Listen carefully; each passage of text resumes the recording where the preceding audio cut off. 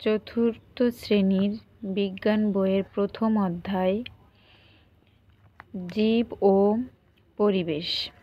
তো এই অধ্যায়ের যতগুলো ছোট প্রশ্ন পরীক্ষায় আসতে পারে বা আসার মতো সেগুলোই আমি এখানে লিখে দিয়েছি।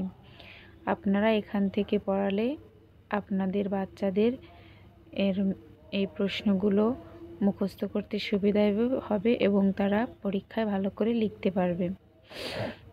প্রথম প্রশ্ন, বেঁচে থাকার জন্য জীবের কি কি প্রয়োজন?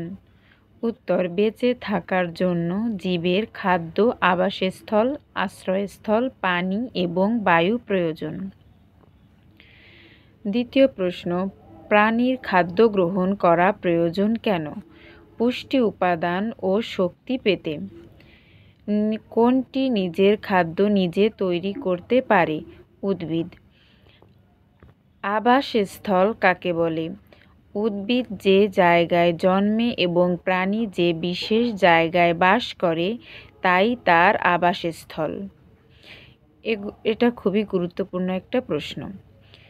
5, আশ্রয়স্থল কাকে বলে? এটাও একটি গুরুত্বপূর্ণ প্রশ্ন।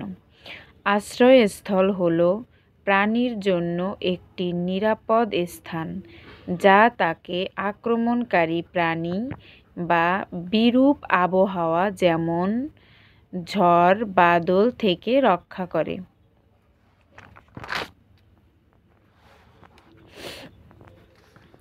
পরবর্তী প্রশ্ন,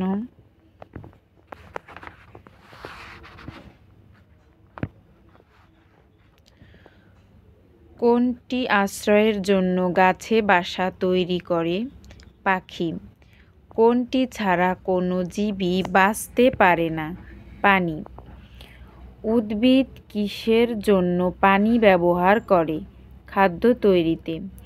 প্রাণী কী কারণে পানি পান করে? পরিপাকের জন্য। উদ্ভিদ বায়ু থেকে কী গ্রহণ করে? Carbon die oxide. উদ্ভিদ বায়ুতে কী ত্যাগ করে? অক্সিজেন।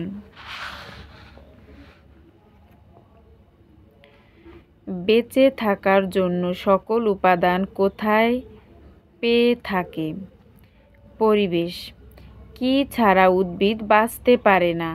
সূর্যের আলো ও পানি। খাদ্য তৈরির জন্য উদ্ভিদের কি কি প্রয়োজন? খাদ্য তৈরির জন্য উদ্ভিদের সূর্যের আলো, পানি এবং বায়ুর কার্বন ডাই অক্সাইড প্রয়োজন। খাদ্যের জন্য মানুষ প্রত্যক্ষ বা পরোক্ষভাবে কিসের উপর নির্ভরশীল? পরিবেশের। কোনটি নিজের খাদ্য নিজে তৈরি করতে পারে না? প্রাণী।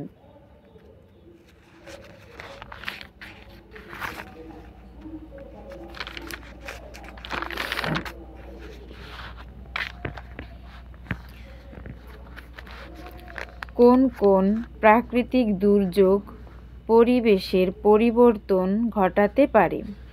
উত্তর, খরা, বন্যা, ঝড়, ভূমিকম্প ইত্যাদি প্রাকৃতিক দুর্যোগ পরিবেশের পরিবর্তন ঘটাতে পারে। মানুষ কিভাবে পরিবেশের পরিবর্তন করছে? মানুষ তার প্রয়োজনীয় জ্বালানির জন্য গাছ কেটে ফেলছে। গৃহ নির্মাণ সামগ্রীর জন্য অনবরত গাছ কেটে ফেলছে। শস্য উৎপাদন ও খামার তৈরি করার জন্য বনভূমি নষ্ট করছে। বাড়িঘর, রাস্তাঘাট ও কলকারখানা তৈরির জন্য বনভূমি নষ্ট করছে। বিভিন্ন ধরনের প্রাকৃতিক সম্পদ আহরণ করতেও মানুষ পরিবেশের পরিবর্তন করছে। তো এই ছিল এই অধ্যায়ের সব ছোট প্রশ্ন।